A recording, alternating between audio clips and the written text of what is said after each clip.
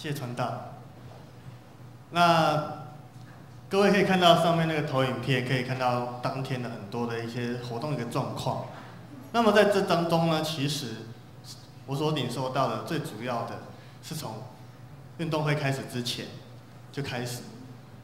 在运作。其实，在那之前呢，我们的报名状况一直非常的不顺利。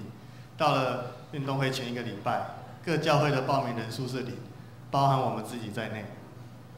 所以说，我就那时候，我跟桃园的正义光牧师就很担心、很烦恼，说：糟糕了，这一次的活动会不会办不起来？会不会大家都没有想要来参加？但是在这中间过程之中，因为我们也要想很多的一些活动的一些项目，安排各项目的负责人。那没有人来报名，各项目的负责人也不知道他们的赛制、赛程该怎么去定，所以说会变成同工很大的一个困扰。可是，在这边上帝开始动工了。应该说前1个礼拜之后，各教会的报名的数目几乎都过来了，甚至于连中立地区的平镇教会、中立教会，通通都派员过来参加。这是我所想不到的，因为这之前几乎都没有跟他们有联谊过的机会，非常难得的机会。但是，那一天下雨，很多人都会觉得说：上帝啊，你干嘛让那天下雨？那一天不下雨，我们大家是不是玩得更高兴、更尽兴？但是其实，就我个人而言，我反而感谢上帝让那一天下雨。为什么？因为之前就是因为大家报名的太慢了，所以我们很多的赛制、赛程没有办法定得很详细、很仔细。那么在那一天因为下雨，所以说我们举行的前几天，我们有发了一个通知，说我们会更改赛程、赛制。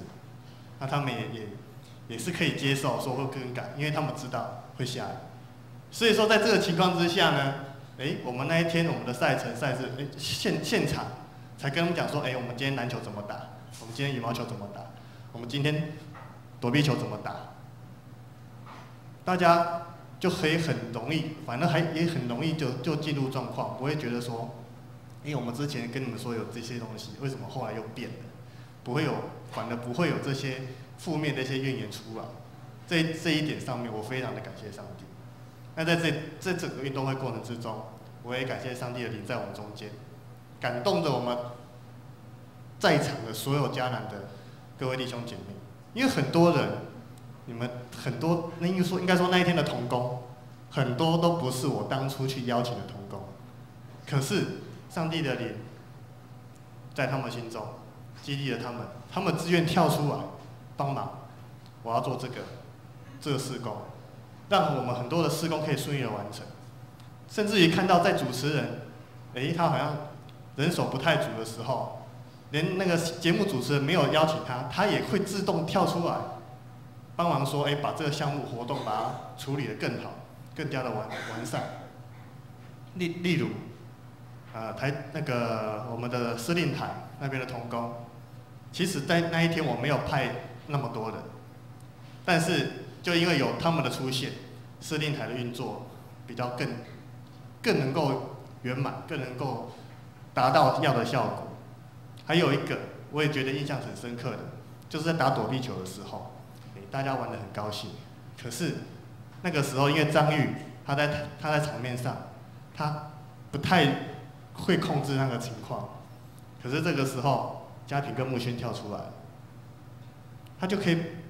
帮忙这个活动，可以把它整个顺利的完成。我相信他们之前张玉没有找过他们，可是他们愿意牺牲奉献出来，去维持这个运动、这个活动的进行。他们之前很累的，他们也有负责很多的活动，尤其是嘉平，我看他们羽毛球打完之后，在那边休息的时候脸是发白的，他想说他终于可以休息了。可是到了躲避球的时候，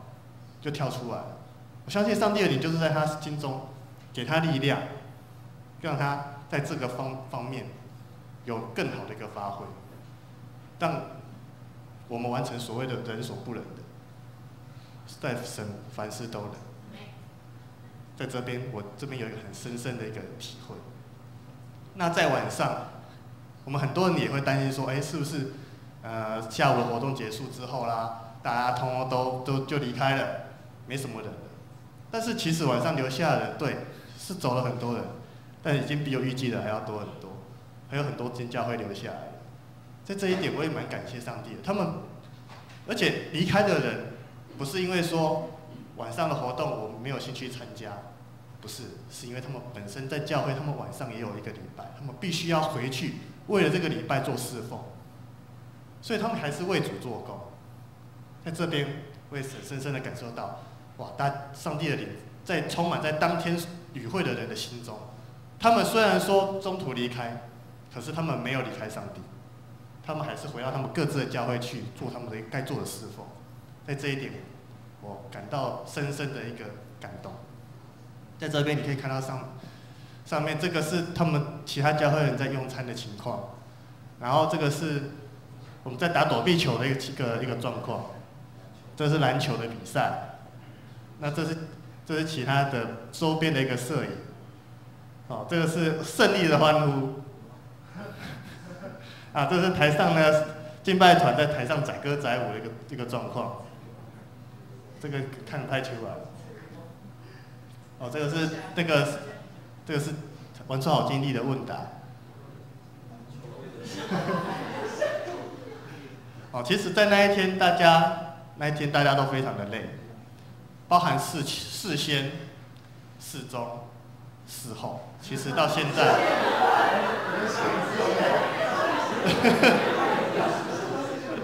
我不是叫人名，是事情前面、事情中、进行中、事情结束后，这上帝都他的灵一直在运行，一直在带领。有的时候我们会不知道说，为什么上帝会这样的安排？但是其实上帝这样的安排是最好的，就好像我刚刚讲的，那一天下雨是上帝最好的安排。如果说那一天没下雨，按照真正的赛程的话，基本上可以说我们一定会 delay 得更严重，而且是在没有任何的外力影响之下，我们自己造成的一个延误的失误。所以说我很感谢上帝。这个呢是他们颁奖后面的颁奖，这是晚上的那个聚会的情况。这都是场边的一些建议。所以在这边最后结束，我就是要再重复一句话，在这边我体会到了什么叫做在人所不能的事，在神凡事都能。谢谢。